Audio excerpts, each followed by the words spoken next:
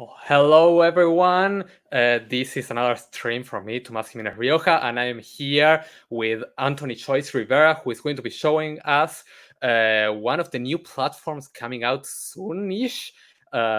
He's going to tell us more about it and when it comes out, or if there is some sort of announcement there to be done, and a lot more, some sort of preview as well that we will be trying out the different features surrounding this platform. And well, I shouldn't be talking much more about this. Let's have the professional talk about it. Yeah, well, hey, Tomas, thanks for having me. Everybody, I'm Anthony Joyce Rivera. I'm the co-founder and chief operating officer of MOONBEAM, and it's a new live streaming community platform coming out soon. I'm showcasing it today. I'm doing what most tech companies would never do, and that is to give a sneak peek while it's in production. The engineering team is actually working on it right now as we speak. So it's exciting to just be able to show you what we have because this is something that ultimately for the streaming community is going to be, I think, very powerful and very awesome. And so we want to engage with you firsthand as we build it, and then hear what you think, and then talk about where the future is going to take us with MOONBEAM. So thanks for having me on. Excellent. And by the way, just so you know, Anthony has been sort of promoting this mailing list that you can join. I decided to make it easy for you to join as well. This is by typing just exclamation mark MOONBEAM, and just like I'm typing there in chat. Nice. And there you should be able to see the link in case you want to get the news first of Awesome. everyone else. Thank you so much. Appreciate that. Yeah, we're building our mailing list to mainly just reach out to folks when we are having our next steps. So exciting times ahead. Sign up, get the first news. Excellent. Okay, before we get started with all of this, would you like to tell us about a bit about yourself, who you are, what have you been doing in the space, and which are the projects that you are more passionate about that you have done? Yeah, so I have been in the creative space now for over 5 years, creating D&D adventures. Mainly started on the Dungeon Masters Guild, and that whole experience really shaped me to this endeavor. And that was seeing the power of creative teams coming together to collaborate on projects. And anything that we create, it's always better to have multiple people involved. No one person can make a product, whether that product is a book, an adventure, or a stream. It takes other people to do that, and to do it at scale, and to do it long term. So I've worked with Wizards of the Coast, Critical Role, Darrington Press, MCDM, and I was also the project lead for the upcoming Stormlight Archive RPG by Brotherwise Games. So that's a big one. It'll be coming out big time at Gen Con here soon. So all that experience has shaped me. And, you know, I was very active on Twitter for a long time, and that's how I grew my audience. That's how I grew my community, got involved, met people, started working with conventions like Big Bad Con, Gamehole Con, promoting POC programs, and trying to make sure we have inclusive and diverse creators in the community.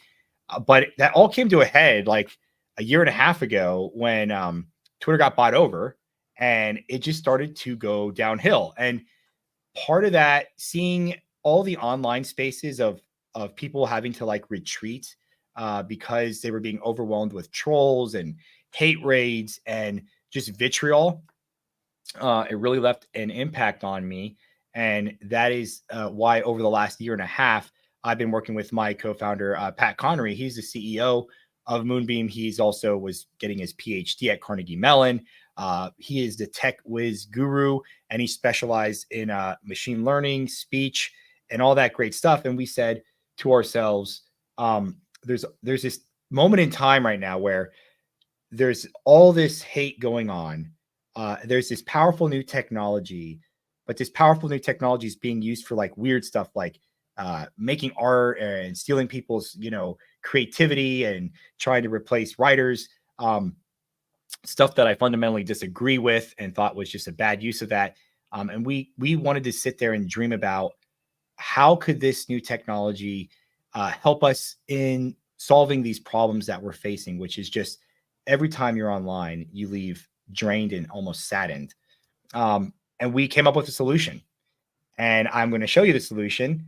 And then that solution evolved into MOONBEAM and then into a new streaming platform that I believe has gone light years ahead of like anything that's out there to help solve not only all the problems we see in the online space with cyberbullying, hate, and vitriol, but then coupled with a platform that allows creators to succeed at scale and create teams of collaboration and thrive. So I'm excited to share that with you. Excellent. Well, you went over most of the questions that I had listed beforehand, so you are a pro at this. There we go. Pretty much. We'd like to start showing a bit of the platform right now. Yeah. Let's do okay, that. Then let's do that. Okay. So as you see here, this is what we call Pyxis is what I'm going to showcase to you all right now. This is our moderation technology. And I have something here in chat I'm going to send to you. I would recommend you send something to me in chat too. Tomas, just type something you'd like. And what we've developed is this proprietary technology in Pyxis that identifies the sentiment in language. Now, this is very powerful because a lot of the platforms, they were even brought to Congress in the United States to address safety concerns. How are they dealing cyberbullying and all the racism that's going on online? And they had no solution to this. They kind of say, freedom of speech, we can't solve those problems. So what they do is they put the onus on individual users to be reactionary, to see a bad phrase, to see a slur, to see some kind of insult levied against them, and then react to it by blocking that person or blocking that word. That's a very poor way of doing things. This technology allows us to preventatively defend against any vitriol or hate by understanding the sentiment of language and then empowering users and creators to have the freedom of choice to use this technology to shape and cultivate their community and their environment. So what you're seeing here is like, some stuff that's like welcoming, friendly, positive. I challenge you to maybe write something that you wouldn't want to see shown on stream. I'll let you do that so that the viewers don't see what I'm going to write. And we'll see if the system catches that, like something that, you might find offensive or something that would hurt your feelings or upset you, throw you off your game. And we can kind of see what happens here in the system. So if you've typed it, I don't know right now on my screen, it's not showing me anything. And the whole point of this is that preventatively, we want creators to be in a stream and safe and not have trolls disrupt their environment, right? So right now, as the folks at home are watching, we don't see anything. Now let's click on the dashboard button there in the top left.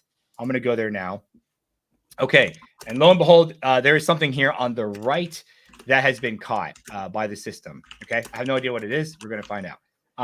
And for folks at home, if you find things offensive, just trigger warning here. You'll see, first of all, we've blurred out the content because we believe moderators deal with seeing a lot of things online that are not mainly good for mental health.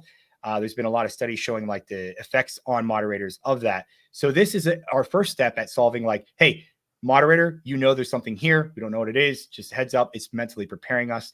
And when we click on it, I'm going to see some information. I could see right here, this was picked up as toxic because it's insulting. And now when I hover over it, okay, Anthony, you suck, right? A comment that would probably be for a streamer, something they don't want to see. It's like insulting. It's going to throw them off their game. So again, as a creator, you're establishing the parameters of what is and isn't allowed, even as far as, insults and stuff like that go. The platform, we don't. Outside of things that are obviously straight up hateful, hate speech, or illegal, we're kind of letting creators own how their spaces are. And so here, what's cool is, let's see, I would be able to look at your username as well. And I would be able to see your history. This is great about accountability. As moderators validate, so the human in the loop here right now, as they validate whether this is toxic or not, it will stay with the user. So that way it incentivizes good behavior, right? It does not incentivize people just harassing people on a channel or someplace on our platform and then coming into a space without any consequence. Because what creators will ultimately be able to do, and eventually users, you'll be able to say, if somebody has a toxic score of, and you'll put a number, whatever number you want, 50%, 60%, that person just never sees you. You never see them. They never see you. They can't come into your stream. They can't see your content.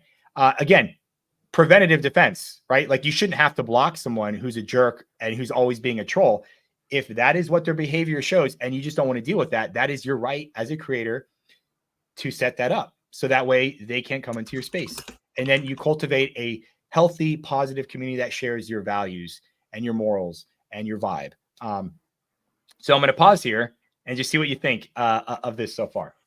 Okay, just so I pointed out, I wrote something nice after that, but I didn't show because I don't like being a troll. Yeah, right. So yeah, right now the way it's set up is you have been timed out, so I would have to untime you out to. Oh, okay, now Yep. that makes sense. Yep. So that's going to be. Let's see here if I can go. I'll actually do that right now. Let's see if I can find your username. But yeah, the creators will be able to set up their own kind of things, like, you know, a timeout for 10 minutes, a ban, things like that. So I'm lifting your timeout here too. What's also powerful about the sentiment, I believe, is, you know, folks who maybe English is not their first language. This helps give context to how what they're saying might be portrayed. If someone struggles with social interaction online, this also will give some context to how what they're saying might be perceived or what others are saying, and it might contextualize it. Eventually, too, we envision this might be neat to allow people to see the sentiment before the message is actually sent. That way, if it's not kind of conveying their intent, or if it's making them a little bit self-aware, like they had a bad day at work, they maybe said something a little bit critical, it'll give them a moment of self-reflection before they hit send. I think these tools will just help make the environment better on the platform, stuff like that. So yeah. So anyway, back to your questions that you might have. Okay. Yeah, I have tons of questions, but mostly very positive over here.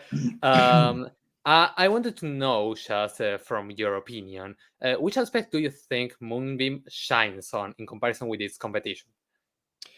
Well, I haven't even shown you the beginning of Moonbeam. This is just the baby step. This is step one. There's like 10 yeah, more. that's what I imagine. So if you have no specific questions about Pyxis or moderation, I'll show you what I think is really special about Moonbeam. Okay, let's first finish with Pyxis so we don't get ahead of ourselves here. But I mostly wanted to know, you have barely touched on it, but how would Pyxis work with other languages or other ways of speaking mostly? We have been talking about things that could be negative, but there are sometimes things that are like opinions or things like that people may write, and they are not negative per se, but a creator may found negative. Correct. So right now the system will learn and become very specific. So let me click on here. I'm going to resolve this from the queue. So I'm going to mark it as not toxic, just to show an example of if a creator, you know, if language is being, the sentiment is something and there's like an inside joke or something that might be caught normally as an insult, like Anthony, you suck. Let's say that's like a tagline in one of my actual plays or something. As the creators or the moderators start to very specifically within their own channels or realms, which we'll get to later, start to moderate and say these are okay, Pyxis will learn to be very specific to this space. So platform wide, there is a baseline platform wide. Once you as a creator set up your space and you start to moderate and do actions in there, it's going to become very specific to you. It's going to understand what you believe is like offensive or you know, insulting and things like that. And all of the folks in your community will share those values because they'll know kind of the setting and the vibe. And you all together are going to kind of set that. So Pyxis helps, I think, at scale. Where it really shines is identifying like new hateful language. So if people are inventing a new word or a new vernacular to like levy insults or a new racial slur or something like that, once moderators start to identify it, Pyxis will pick it up and then preventatively defend against that platform wide as well. So it can learn and kind of like lower its preventative defense measures and become more lax. And I'll show you how in a little bit here. For certain categories of speech. And then to your other point about different languages, like ideally, once we get to scale, once we've you know, achieved a lot of funding and we have a lot of momentum, there is no reason why this cannot be used for all languages. It's almost really interesting to think what we could do when we have multiple languages here, people being able to understand each other's sentiment and contextualization of speech, which again is very nuanced. But if we can get that right, I just think that it opens up so many more doors for online Absolutely. communication to be healthy and positive versus like right now, there is a lot of frustration and anger online. And I have to just wonder how much of that is caused by miscommunication, right? Or misunderstanding. So if we can lower that barrier and get more to like shared understanding, I think we can create just a better online environment. Yeah. Amazing. Then, before we jump to the next topic, because I am a big tech fan, Yeah. and yeah, I am against most of the uses for AI as well. But Absolutely. I know that their AI can be quite powerful if used correctly. And Yeah. just as you showcase right here, I want to know, as you were saying, um, is there going to be some sort of modularization or way that this AI works differently for each channel, and there in a way that, for example, as you said, there are keywords that are used within a channel that someone may use as a catchphrase, Mhm. and you can detect that and have it work within the channel. But Yes. will other channels learn as well from that?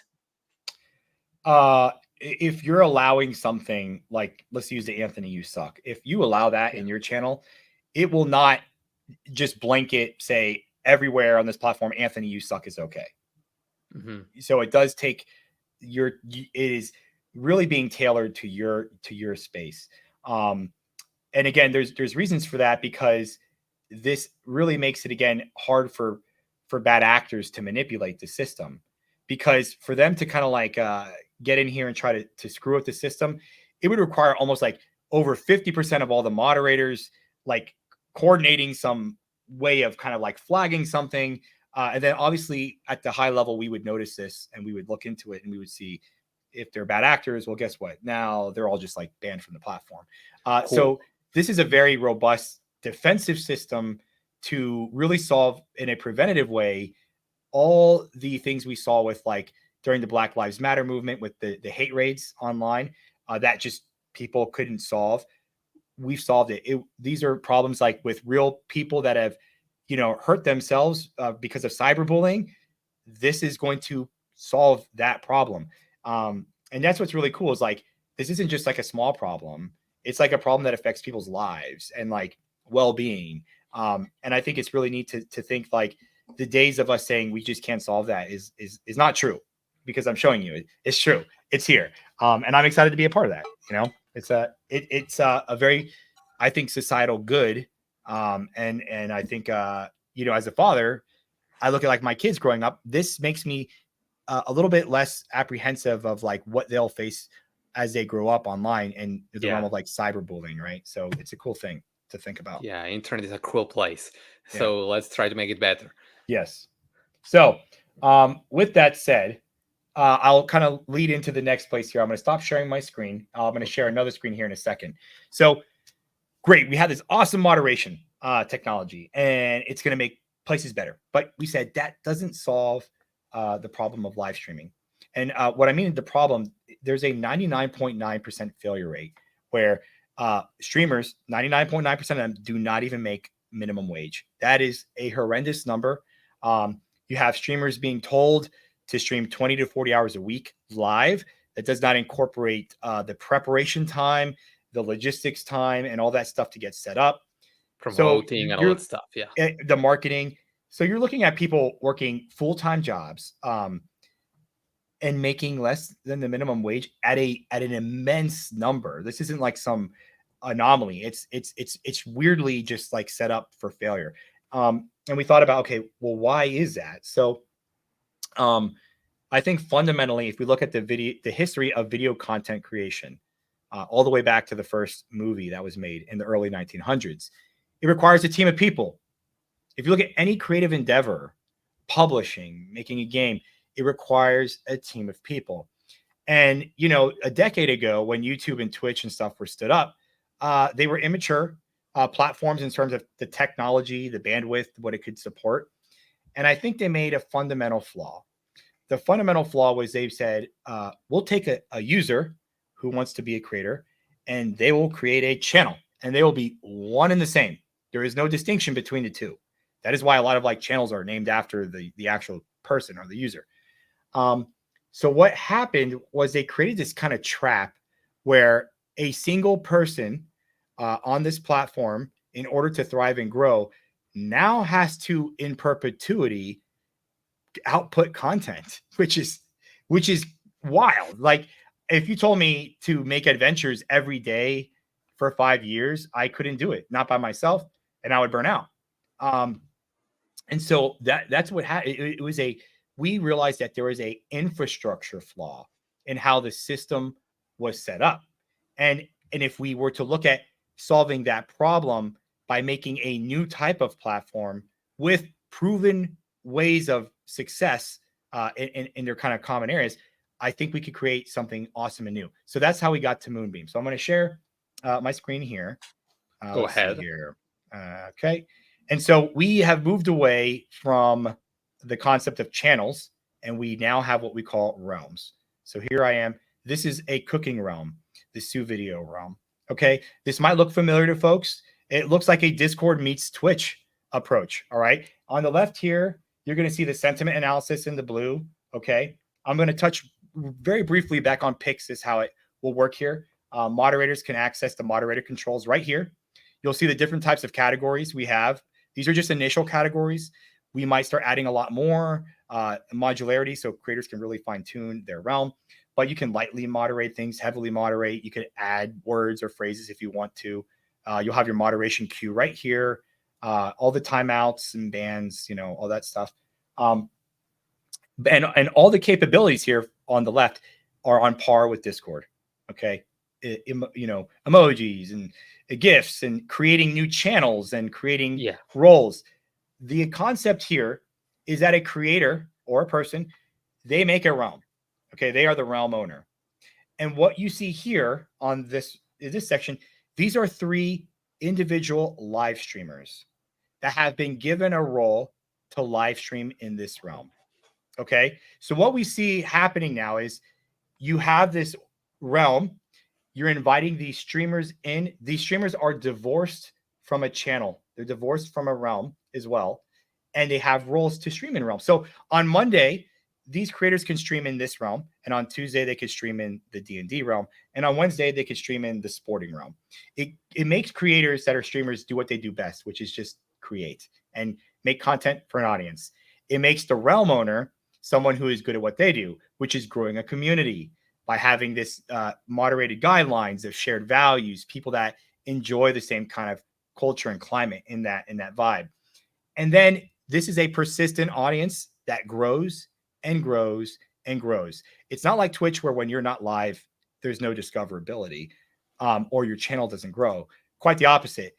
This is a persistent community where people are always engaged with a niche, a topic, a brand, and they're able to come here and leverage these creators are able to leverage this growing audience of people that are here to talk about their thing or to see their content. I'm going to show something here that's interesting just to give you why we started to see the power in this. And I'm going to share another window here. So let me share. I'm going to pop 2 different screens up shortly to give an example. Okay. I'm excited already. Yeah. Let's go here. Okay. I'm going to use Discord. You could as an example. And I want us to imagine if Discord servers were realms for a second. Okay. Let's use D&D, Wizards of the Coast. Wizards of the Coast and a lot of brands do this. They have an official Discord or something. That Discord community, it just like sits there. They talk about that thing.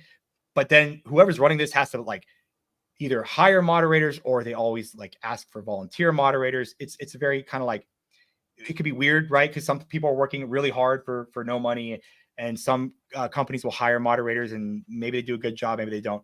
The point is there's 56,000 people online right now in this D&D Discord server. Okay. It is mind boggling. Let me show you the next thing here. I'm going to show you that category on Twitch. Okay. So On Twitch, as the D&D category, there's only 976 people for the entire category of D&D streaming that are viewers right now on there. So if we do the math, and this number holds up like every hour of every day of the week, like this is it's persistent. So let's see here. It would take, so if they were a realm, if D&D had a realm, and 1.7% of the people online in that realm clicked on one of those videos that were streaming there, they would have more viewers than the entire category of D&D on Twitch. Okay, that should be mind-boggling. Now, where this shows opportunity, because I want to, the realms have a opportunity for the smallest creator and for the biggest brands and companies, because what we have here is these big brands that used to fund actual plays and then stopped and kind of went away from that. Now, what they can do is say, I have this huge audience. Hey, do you stream D&D? You can get the streamer role here.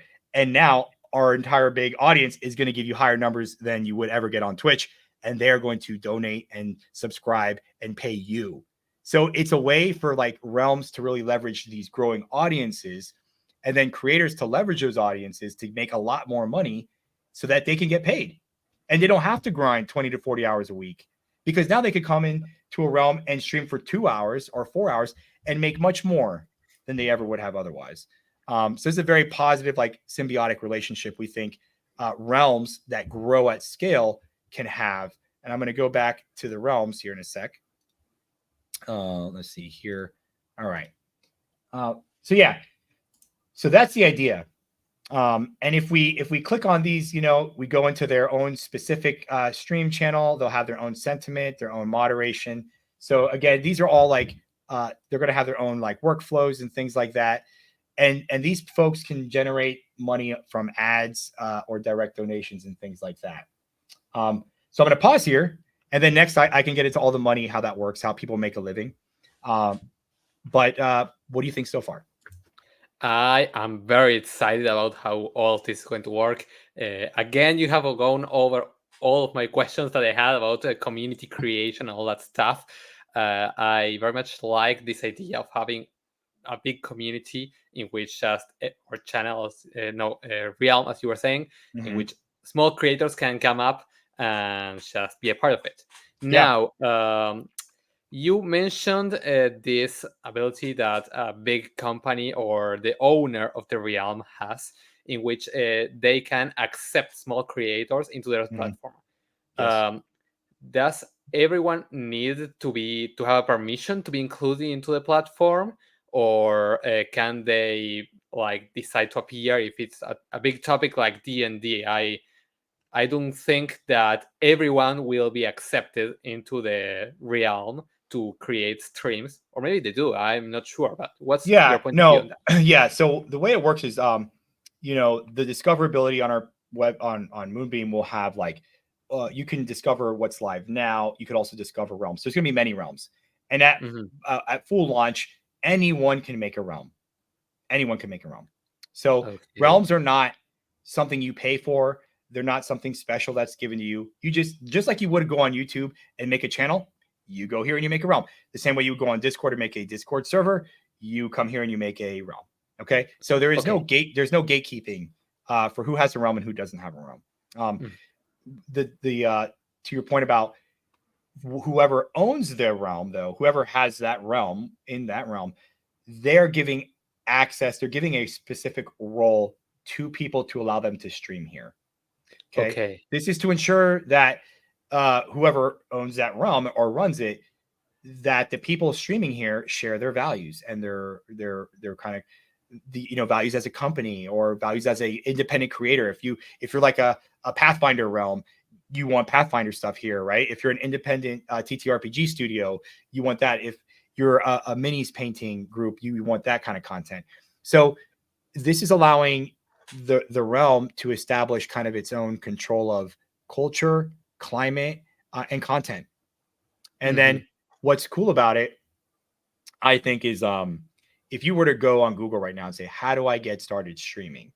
You're going to find a million Reddit threads, and they're going to say the same story 10 different ways of stream 20 to 40 hours a week. for 15 years. Maybe you make $10 and then you get attacked by a bunch of trolls. And like, that's it. That's the story. It's very scary. It's like it's very like high bar to entry. My vision, and maybe I'm optimistic, but I see like in the future when Moonbeam is, all over the place, someone's going to type in, how do I get started streaming? And they're going to say, you know what? Tomas has a nice realm that is very friendly to new streamers. It's a community that cares about new streamers getting started. You go there, you talk a little bit, you get to know them. They'll give you the streamer role. Now, for the first time when you go live ever in your life, you're streaming to a group of people who not only know you, but share your values and care about your success. And then you're going to have a good experience. You're not going to get hate rated because, again, this is like a little walled, very curated. It's a little sanctuary. And then they're going to have a good time and they're going to continue to stream and grow. By the way, the streamers, like we have plans to have all the analytics kind of like kept with them. So when you click on a specific streamer or creator, you see like their portfolio. And then that way they kind of like, they level up, right? They kind of go in this ecosystem from like the newbie realm and stream here. And then over time, as they get a good skill set, they get known, they can kind of like move up into different realms higher, things like that, like a whole ecosystem. And these are just we don't know. I mean, humans behave collectively. They're societal creatures, right? They're going to organically do what they want to do here. And I think that's what's so exciting is we approach the problem of, let's give people the tools to solve this problem the best way, because every platform that has tried to solve these big problems with a one-size-fits-all solution, they all fail because every community has its own needs. And this is the way we get to solving that. We say, I might have an idea of what you need, so I'll give you these tools, but ultimately you all know what's best for achieving your goals and your dreams. So take the tools and kind of set your own path. All right. Then in that case, I have two more questions about this. First of all, can you stream to multiple realms at once? Yes. Okay, so while you're streaming, you can decide, okay, I'm going to stream here and here. Mm-hmm. Yep. That's very exciting. Yeah. Okay, so you don't have to choose like the right one. No, you can sort of define. Yeah, initially we may only have the singular realm on our roadmap, though it is the inter-realm streaming. And so we're really excited about that, where just like you could be streaming in 5 realms. Also, too, I want to preface, none of this is a non-exclusive platform. We want everyone to be streaming on Moonbeam and then streaming on Twitch, on TikTok, and on YouTube. The idea is, we believe you'll just find this as your home because your community can live here every day, all the time. It'll be the chat that is the safest for you to read because it'll be, moderated by Pyxis and with your moderation team, and it'll just be the best for you. So like our approach is like, we shouldn't have to have exclusivity clauses or contracts or any of that, because if we did, what I'm really telling you is our platform is not good enough in and of it by itself to keep you here. So our approach is like, we are going to keep you here, hopefully earn your trust and support, because we want to make it the best place there is. I don't have to trick you into that. Yeah, I absolutely can see this being the place that streamers and everyone decide to go head first and then grab their content and put it everywhere else to get them over to Moonbeam. Yeah, that easily can be the case. Yeah. And well, as my second question for this category that we are talking about right now, it would be, I am assuming that yes, there can be, but can there be multiple people streaming at once to one same realm, or do they have to work as if it was like a channel from the old TV? No. Yeah, let me see. If you pull up my screen again, okay, let me show it.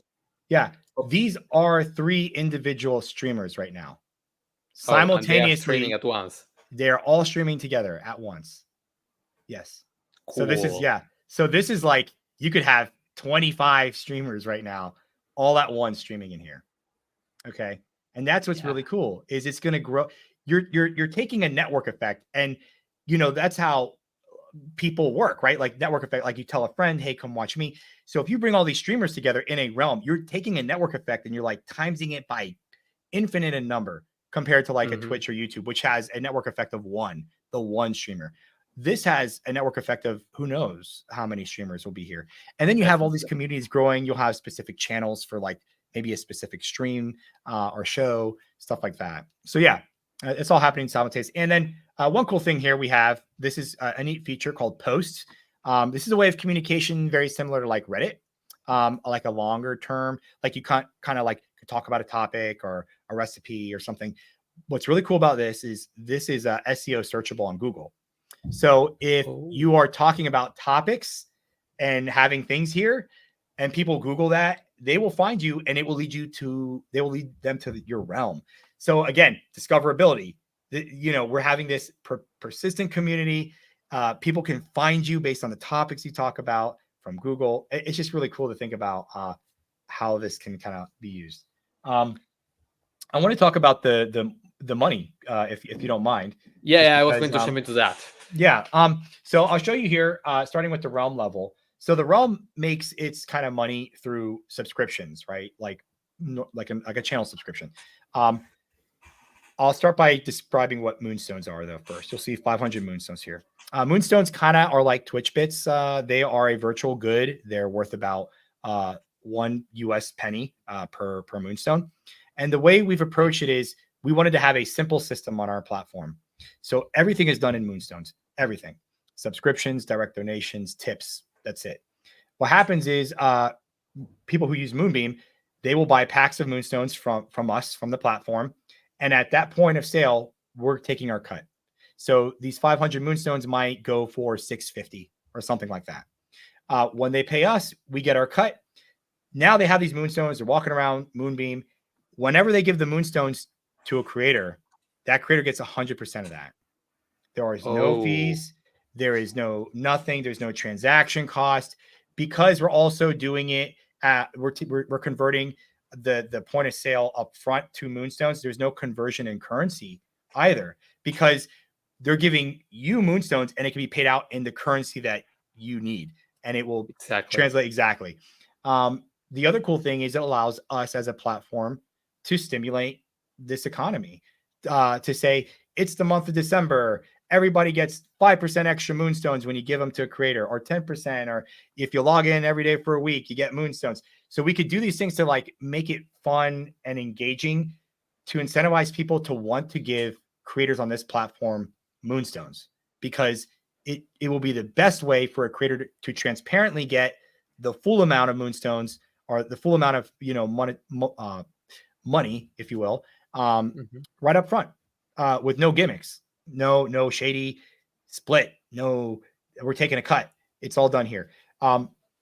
What's also cool is when you think about this long term, when we start to have like a shop or a marketplace on here, because we do this, because we sell moonstones and the platform takes its cut up front. That means when you sell merchandise here, you could charge full price for it and we take nothing from it. Every other shop, every other platform that sells, they always take a cut of your sale, right? Here, I don't need to do that because we already have what we got. We got it when they bought the moonstones. So this approach was like really neat. It is proven to be very successful. We saw this with like a lot, like Minecraft and Minecoins and V-Bucks. So these aren't these aren't microtransactions. What we're using is just a simplistic way of ensuring that the platform, is able to sustain itself for the bandwidth costs, but also to make sure that there's a very simple way of understanding when I give a creator this amount, they're getting all of that money. And I think that's really cool. So that's how the realm will make their kind of earnings through subscriptions. The cool thing is when you subscribe to like YouTube or Twitch right now, you get the benefit of just that one channel. So like this 500 moonstones would be $5. You get like the benefit of that one creator. Here, again, because you have like multiple streamers that could be here, you're getting the benefit of like, I don't know, 30 streamers, 100. So 50, everyone gets it. Everybody gets it. Everybody's going to get all, maybe ad-free viewing for all these creators, all the special emojis and access to special rooms, so on and so forth. So that's how the realm makes money. Now, how do the creators make money? And this goes back to what I mentioned earlier about like a big realm being able to attract a streamer and just let them stream. I'm gonna go down here. Let's see here. So again, streamers are now like free agents. So I could stream in any realm that I have access to right here. So I'll pick the realm I want to stream in that I have access to. And when I do that, I'm going to set up my revenue split. So let's say I'm going to be a streamer. I'm going to give myself 50%. And the streamer's doing this, not the realm. So that's what's cool. We put the power in the hand of the streamer. This makes the power dynamic where the realm and the streamer have to respect each other. And there's also transparency. There's no power imbalance. Okay. So now let's see. I'm going to have my team of collaborators. So I'm going to add my producer, important person for the stream. They're going to get 25%. I got my moderator who's always there to make sure the whole stream is going well, nothing bad. I'm going to add them, give them 25%. And now I could add more people here. I could change the roles around, whatever. Once I hit create stream, all of these people transparently see the revenue split. They've agreed to it. Everybody's on board. Any ad revenue generated from this stream, any direct donations, any tips are automatically going to be split up and paid out according to this split all the time. I'm fascinated by this already. And when this becomes a VOD capability where your stream ends, if we make it a VOD, or if we just treat video on demand normally here, in perpetuity, these revenue splits will exist that way too. And this goes back to like the Screen Actor, guilds, right? Strikes in Hollywood, where the big streaming companies were saying, we can't give residuals out. There's no way to do it. We have solved that problem. So now script writers, video techs, audio editors, everything can be added into the videos that they participate in, and they can get paid. And I think there's no reason to not do this. And I'm glad that we have spent so much time solving this problem that we're ready to. We just want the world to kind of see this, so that everyone who is a part of the creative process, everyone who has been ignored, like all the back end important jobs that have been ignored on these platforms, we want them to thrive here. It's always fascinating to me that in movies, we know who movie directors are or producers. We know them. They're by name. But with streaming, in the streaming world, no one knows them. No one knows them. But that's going to change, because there will become famous producers here who do really good work that start to move up the ladder in the ecosystem and start to leverage, working with people. There'll be famous directors now. And so that's the idea, is all of these positions are equally important.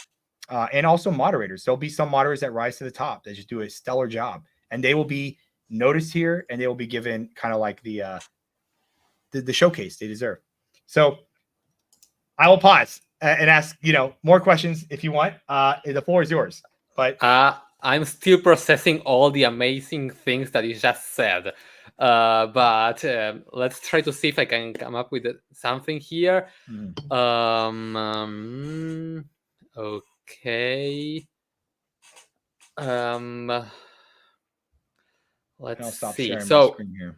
But yeah, you already said how this realm gets the money, how the content creator gets it as well.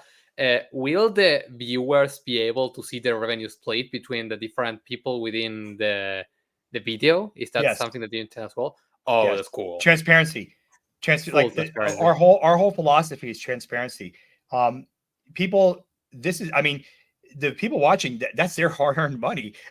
They should know where it's going. And so that's what we believe is transparency. So, and again, I want people to know who they're giving money to, because the producer is just as important as the streamer, and as important as the moderator or the community manager. And all those people, I think, will finally be like recognized. And I want their names to be as well known as like the front facing people. Because again, these are team efforts. They deserve equal reward in that sense. And exactly. Yeah. I love that you can pretty much detect who is a shark just from seeing how the division of money works from the start. Yeah, and that's the thing. Like, a lot of creators, they don't want to talk about like the business or the money side. But the reality is this: look, I want people to do what they love, and to be able to thrive. I don't want these big platforms to just be set up to where. And here's the reality of the data we looked at. 57% of Gen Z, their number one career choice is influencer. Okay, it's astounding. Like, and 40% of them said they would be willing to pay to try to have that job. So I want to just like frame this entire group of young, awesome creatives that are coming up. That's their number one career choice. A lot of them, they love it so much they're even willing to pay for the opportunity. These platforms, I believe, knowingly or not, they understand that when you burn out, you will be replaced by someone else, because there is an infinite supply of people who enjoy the creative process and who want to give a shot at this. The unfortunate part is the way those platforms are set up is they are not sustainable. And people, the majority of them, will never earn a living wage. They won't even earn a minimum wage, and they will burn out. And not only the majority, 99.9, a shameful number, a shameful number. So our whole approach the last year and a half has really just been thinking about how do we fundamentally solve that problem? Because all these new streaming platforms that come out, they're just clones of the same platform with a different color scheme, and they're not solving any problems. And so that's what I'm excited about with Moonbeam, is it is fundamentally different. It is thought about differently to solve the problem. Cool. Okay, so now that you talk about all this, another question came into mind of how do you intend to solve this idea of if I thinking as a creator, if I was to come up here and try to make myself known, I think that people will try to make their channel appear in as many realms as possible so as to get money from all of those. Is that something that can be done about that? Is something good? Is it good? Is it bad? I don't, I look at it like we'll have to see. This has never been done, and we're going to learn. Yeah. And what we're not going to do is we're not going to let bad actors try to game the system, right? Exactly. My philosophy is the more people that can have a fair shake here and be successful for the long term of our platform, for the long term of the health of the community, that is supreme in my mind. So I want you just to know, like, a lot of these things, there's an infinite number of hypotheticals. But what I can tell you is, hopefully you've seen we are a multi-$1,000 company, and we have already tackled some of the largest problems that no one has been able to solve in the last decade. And these are companies with billions of dollars or that their parent company has trillions of dollars. So again, this is something that is going to be, I think, our philosophy going forward is to really ensure equity and discoverability, equity in, I want you to know when you come here that your ability to succeed is a true one. We're not going to try to game the algorithm against people. But what's also neat for discoverability, because I've talked to a few folks about this, because we have these moderation settings, we can now also match people accordingly. So there, you will be able to find people like a realm that says, hey, Anthony, this realm has its moderation settings similar to how you have yours. There's now a discoverability kind of network here. Very cool. Yeah. And so Moonbeam will become a place where, when you think about communities, we can really match people up with creators and like realms that share their values. And that's very important, because no one does that right now. And I think that's going to be really important going forward for people just from all over the world to engage in a place like this. Yeah, I'm seeing a lot of opportunity to collaborate on this. And as a programmer myself, I'm starting to think of a lot of ideas as well. But awesome. Yeah, maybe I'll share with you later so that you can put them into account as well. Happy to hear, yeah. Yeah, on that regard, I think you have pretty much covered all the questions that I have. I am incredibly excited about the future of Moonbeam. Now, is there any sort of date or idea of when you think some sort of alpha or something could come out? We are planning something big to announce sometime in June or July. So there is going to be some big stuff coming. There is some big stuff in the works. I'm very excited because I think it was cool that coming from the TTRPG space with a live streaming platform, and again, this platform will be for every genre of things, but our beachhead is here, and I think it's here because the TTRPG space understands collaboration, they understand the collaborative creative process, and they understand respecting people at a human level, without like the bad kind of gaming culture we see elsewhere that's vitriolic or misogynistic and things like that.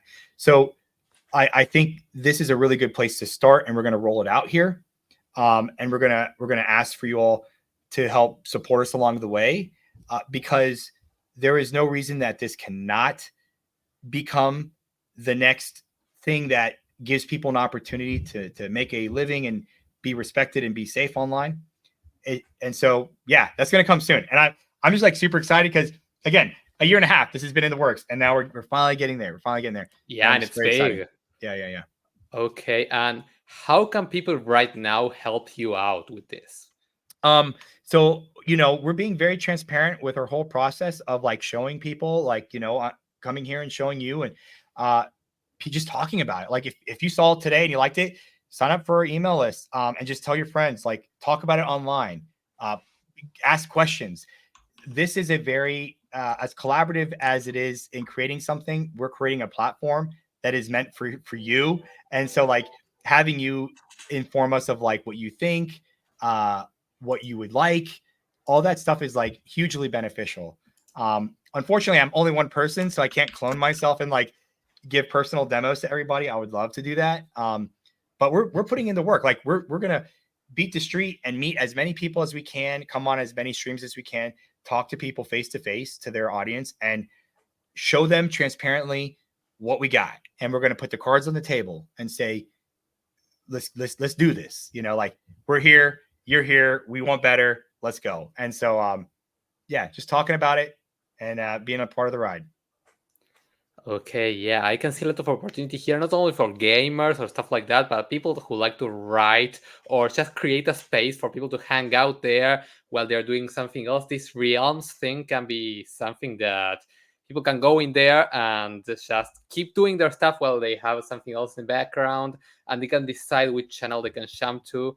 I see a huge potential for this in the future, definitely. Awesome. Well, thank you so much for having me on.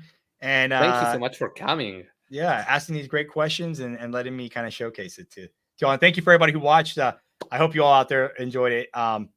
This was the first time you were here for a historic moment. This is the first. I don't know. Thank you for having me be the first one. Yeah, it's kind of interesting to think. Has a live streaming platform ever been demoed on a live streaming platform before? I don't know. This might be the first ever. I don't know. I have no idea. Here we are. But yeah, in case you want to share this with someone else, I'm going to upload this to YouTube later today or tomorrow. I'll be sharing it on my socials. So be sure to follow me right about there, and just because I always show, also follow Anthony on their socials, and we like to give us some a bit about your socials so they can know more about you on MOONBEAM. You can find me on, I hate saying X, formerly Twitter, all that jazz, but it's Twitter. Yeah, I know. Yeah, it's like, come on, like, yeah. But a Joyce _Rivera on there, and in my pinned tweet, you'll see more about MOONBEAM. I'll be talking about MOONBEAM from time to time and sharing kind of some of the stuff. But again, as much as I talk about it, I don't think it does justice until you see it in action. So yeah, hit me up there if y'all want to talk. Excellent. So that has been everything for now, and I hope you keep coming over here and get to know more about MOONBEAM as well. Thank you again so much for coming here today, Anthony, and I hope we get to see more about this platform soon enough. Absolutely. Goodbye, everyone. Take care.